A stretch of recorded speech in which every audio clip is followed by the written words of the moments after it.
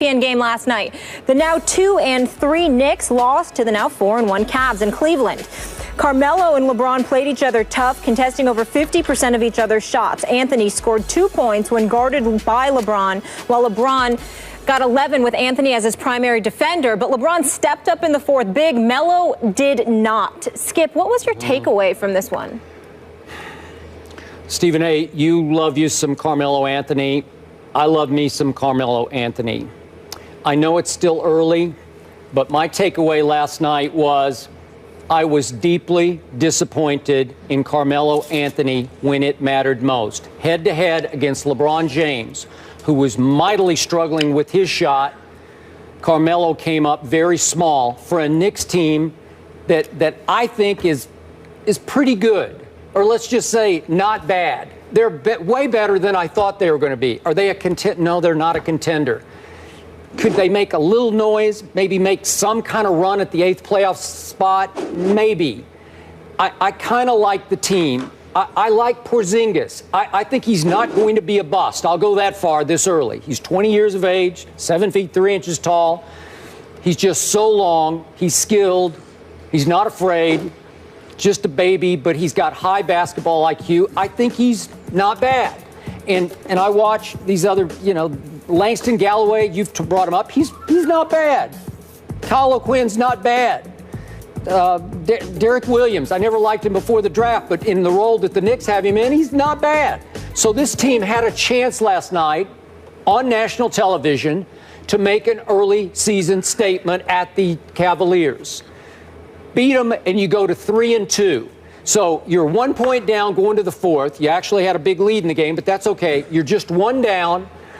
Up to that point, LeBron finally made a three in the middle of the fourth quarter, and at that point, he was 1 for 16 for the season from three-point range. And we saw what happened in the first half. He blamed it on the sleeve jerseys that they were wearing last night. LeBron had signed off on these jerseys. They had practiced in them, and he said, I'm good with it. But then, of course, he's got to blame something for his shooting woes, which have continued since the NBA Finals when he was a disaster. Don't go there. Well, I'm just telling you. So he tears it up. He makes a big show. I'm going to tear my sleeves. Okay, fine.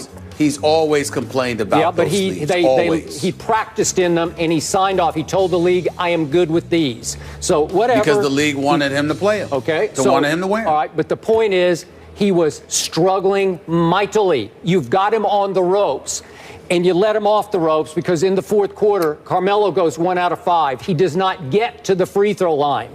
He's your guy. He's your $23 million man. We all know that. He's your max guy. He should be at age 31, still at the backside of his prime in his 13th NBA season. And you just got to play a little bigger than that against the best player on the planet, your close friend LeBron James, who wasn't great in the fourth quarter, but he was way better than Carmelo because he goes 3 out of 8. He did get to the free throw line and made 4 out of 5.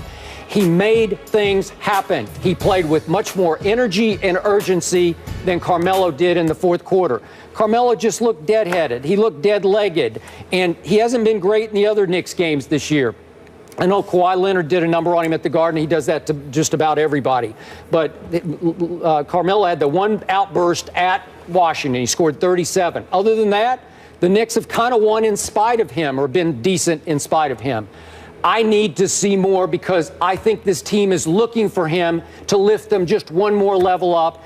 And it has a chance to at least be respectable this year if he's what he should be. He's that guy. He's a top 5 scorer in this league and a clutch player that he's been in the past. I'm just not seeing it yet from Carmelo the way this team is looking to see it from him. Your thoughts? Well, in all fairness, not that mine. I mean, I can sit up there. You know how much I got love for Carmelo Anthony, and him being a New York Knick doesn't hurt that notion at all. But I'm disappointed with what I've seen thus far. And I'm disappointed because I think that, number one, he doesn't appear to be as healthy as he needs to be. I think that he looks like he's been dragging for most of the season. I even watched him with the 37-point explosion against Washington, and I still found myself looking at him physically, Skip, and questioning whether or not he was going to last this season.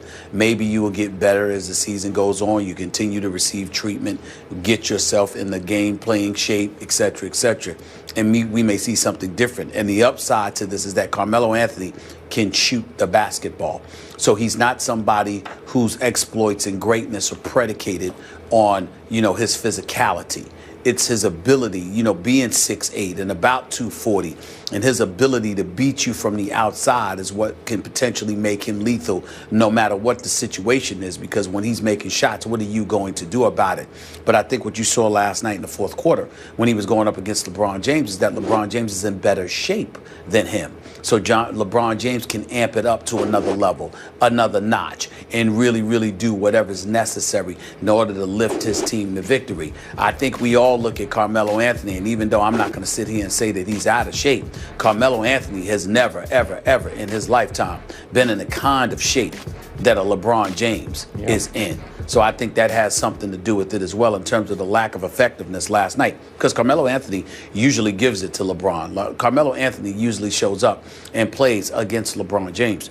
I'm just not satisfied with what I'm seeing from him. You know how I'm feeling about the Knicks right now. Certainly they're playing better.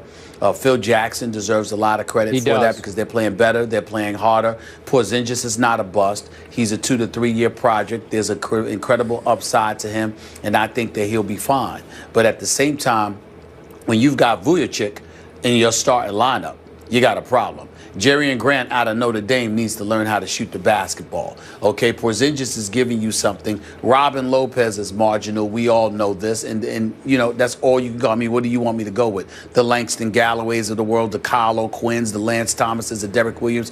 These are serviceable players, decent players. But Carmelo Anthony doesn't have but so much to work with, which means he has to be in the kind of condition mentally and physically to carry this team.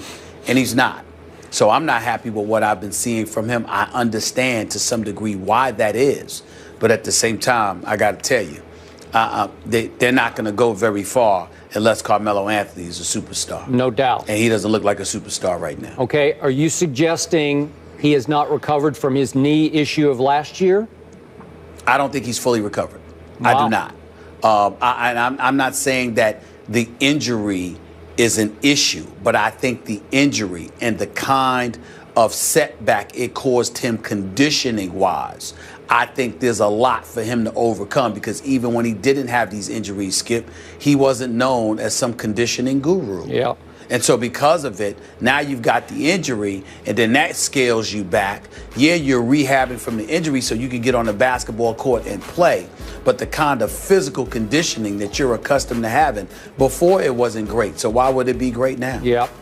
Stephen A., my fear, and I'm hoping against hope this is wrong, but my fear is that Carmelo has been beaten down by such losing with the Knicks that they've lost so much that he's starting to lose his love for playing basketball, where you just get so tired and you look around at the 20-year-old next to you and the guys you just listed and you're saying, we don't really have a chance. So you lose some heart for it. You lose some zest for going out and competing every night, because you start to think, even at my greatest, I can't lift this team up. Well, let's put it in let's just put it plain and simple. Carmelo will never admit it because he's too classy to do so. But he knows this team is subpar, to be kind. He knows that. He knows he's not playing with a championship, a squad with the potential for a championship. But at the same time, Carmelo loves his money. In an ideal world, he would love to make his money in New York City while they're winning. In a less than perfect world, he'd love to make his money while he's winning, even if it was someplace other than New York. Now, this is no excuse for people to run away and say that I'm saying that Carmelo Anthony wants to get traded from the New York Knicks, because I'm not accusing him of such things. But I will say this, considering how average they are, if he had an opportunity to get his money, which he now has, because he's making $122 million, and you couple that with him playing for a contender, do I think that he'll cry about departing from the Big Apple? Somehow, some way, I suspect he'll get over. Okay, but Knicks fans don't want to hear that this early in the season. They just think you're making $23 million this year. Earn your money. Just earn it. Which is why he won't say a word about it, and he probably ain't even thinking about it because it's too early in the season. Not to mention the fact that they do look better than they did last year. Yep. But at the same time, they're just not a championship contender. And when you're in a weak Eastern Conference and there's debates as to whether or not you will even make the playoffs, you are the epitome of sorry. And it just comes down to that. So that's a reality that he has to deal with. He wanted to take the money. He got the money. Nobody can knock him for that. But the price that came with that was staying with the team that's ions away from being a championship contender. And he's going to have to deal with that. And so are New York Knicks fans like myself. As sick to my stomach as it makes me for this team not to be competitive, I have to hold on to a little bit of hope. They do look better than they did last year, and they are playing harder. So I'll give them credit for that. But that's about all they're getting from me. All right, we'll leave it there. Friday, the Knicks host the Bucks at the Garden, and the Cavs are at home again against the Sixers. Tony Romo back at practice with the Cowboys. We're talking about practice. Don't miss Skip's interesting take on Big D's franchise. It better be good. Better be real interesting. You're going to get me interested?